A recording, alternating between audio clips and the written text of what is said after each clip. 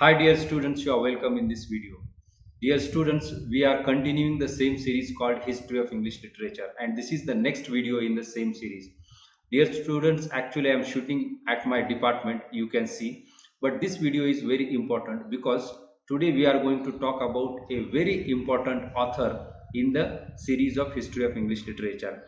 As we have already started talking on the transition poets, and later we talked about the romantic poetry, not the romantic age but the romantic poetry. And in that romantic poetry we have next author called Thomas Gray. So this is hash 31 History of English Literature. In the previous, that is hash 30th video, we talked about Edward Gibbon, and now we have next author called Thomas Gray. Why Thomas Gray is so important, we are going to discuss here, and his major works. We start with the life and career of Thomas Gray, then we will talk about major works and which is the most important work of Thomas Gray. So let's start. Here, hash 31 History of English Literature. We are talking about 18th century literature and we have Thomas Gray.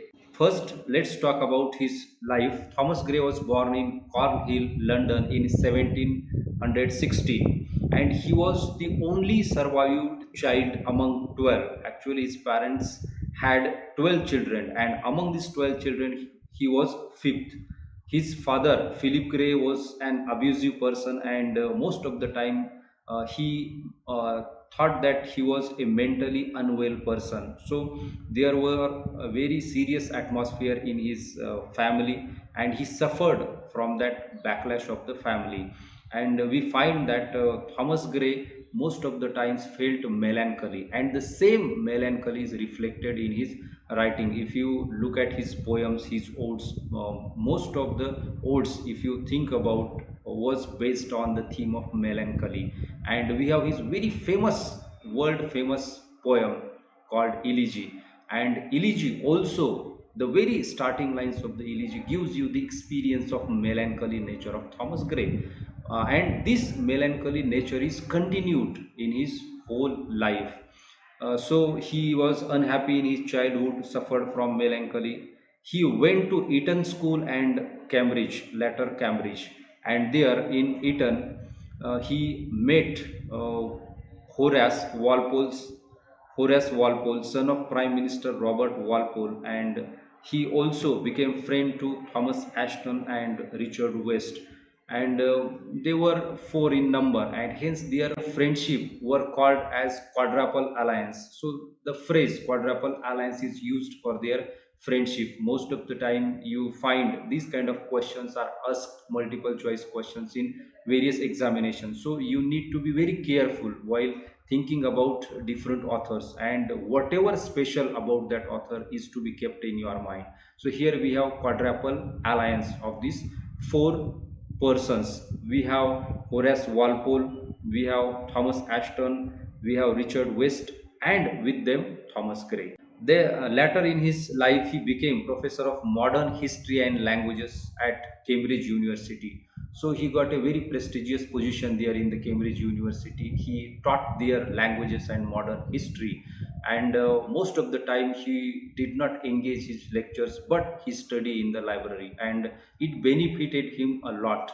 And he could write well in history as well in poetry or on language. And dear students, he died in Pembroke College in a room in 1771, and he was buried there in the Stock Poges. So this is the life of Thomas Gray. You find in the life of Thomas Gray there are upheavals. Most of the time he felt melancholy. He went to study in Cambridge University, but there he did not feel very good, and he has to return. But again later he completed his course and he became the professor there.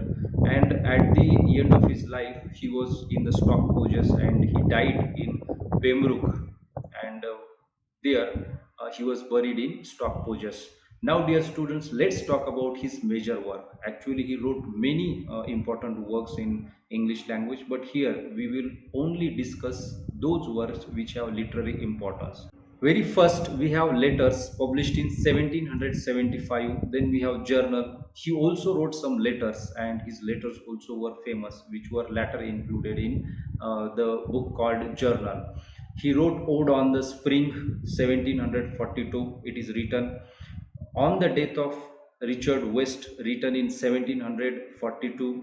Ode on the death of favorite cat, drowned in the tub of cold fishes, written in 1747. Ode to a distant prospect of Eton College, written in 1747. Basically, he wrote odes, and his odes were very famous. We have listed important odes here. Next, dear students, we have most important work of Thomas Gray. That is Elegy written in a country churchyard. It is written during 1745 to 1750, and this elegy became the most famous in those time, and still today we read the elegy. We also this for our syllabus.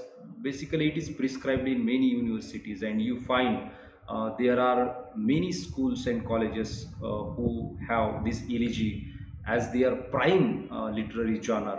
So this elegy is very famous in English language, and hence it is called as the most famous elegy in English language. Then we have the progress of poesy. It is a Pindaric ode written during 1751 to 1754. Next we have the Bard, a Pindaric ode 1755 to 1757, and we have next important ode, the Fatal Sisters, and ode 1761. So, dear students, as we discussed elegy as an important work, let's think about the elegy. So, here you have one of the most quoted poems in English language, and in elegy written in a country churchyard, you find there are 32 stanzas with 4 lines each, means there are 128 lines in the poem. So, these 32 stanzas are very important, which are composed in 4 lines. So, 4 line stanza. And dear students, there are many themes. If you read this elegy, if you find this elegy, so you find it talks about the permanent nature of death, means universality of death, inevitability of death. So death is the permanent truth in life. It establishes, the elegy establishes this theme of the permanent nature of death. You read this poem and you will understand. The very first line, he talks about the gloomy atmosphere in that village, and where he sat in the churchyard, and there he composes this elegy. So the atmosphere around the poet is of gloomy and filled with the kind of fear or kind of truth of death in the mind, and then he composes this elegy. Next you find a very important theme, that is rustic life. So he explains the rustic life in his elegy. He talks about the people they are living in the village. He talks about their behavior. He talks about their customs, their social rituals in that poem. So rustic life is important for Thomas Gray. Why? Because he himself lived that life, and he watched or observed that life from very close, and hence he talks about that rustic life, and hence we have included this poem in the category of romantic poem. So this is the initiation, or this is the starting point of the romantic poetry or the romance in English literature. We can very clearly think about it. Next, you have division of society and opportunity. So this is also an important theme you find in elegy written in a country churchyard. Division of society. He thinks of the people from different angles. There are rich people, there are poor people, there are peasants, and he talks about the peasants, and he also talks about the opportunity. There are lines which I am going to quote those lines for you, and in that lines he says that if these people have got opportunity, they might have become the Milton, they might have become the Hamden, they might have become the Cromwell. So this is the division of society and the opportunity which these people did not get. Next thing you find fame and popularity. He talks about Milton, he talks about Hamden, he talks about Cromwell. So these people got fame in their life. These poets, these great personalities got fame or popularity in their life. But Some people, like these rustic people or the people who live in villages, do not get that popularity, do not get that fame, and hence we find this division of fame in this poem. Next, we have joy versus gloom. So, the whole life of Thomas Gray is marked by melancholy, and he talks about gloom and joy. The both things come in his poem Elegy Written in a Country Churchyard, and this becomes an important theme: joy versus gloom. So, there are people who lived their life as melancholy or lonely persons, there are people who lived their life with joy. So this kind of division we find. Now, dear students, I have listed some quotations for you in which you can find how themes are evolved in this poem, how major concerns he's talking in this poem. So, here we have stanza number 9 from Elegy Written in a Country Churchyard.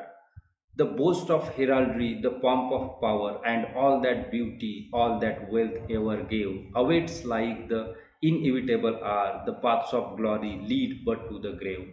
Now, dear students, why this poem has become most quoted poem, one of the most quoted poems in English literature, due to these kind of quotations, or we can say that these kinds of dictums he expresses in the poems. Here we have the paths of glory lead but to the grave. The graveyard is the truth, death is the truth. It has the inevitable nature, and this truth is explained to us through this stanza. Next stanza we have 15 number. Some village Hamden that with dauntless breast the little tyrant of his fields withstood. Some mute inglorious Milton here may rest. Some Cromwell guiltless of his country's blood.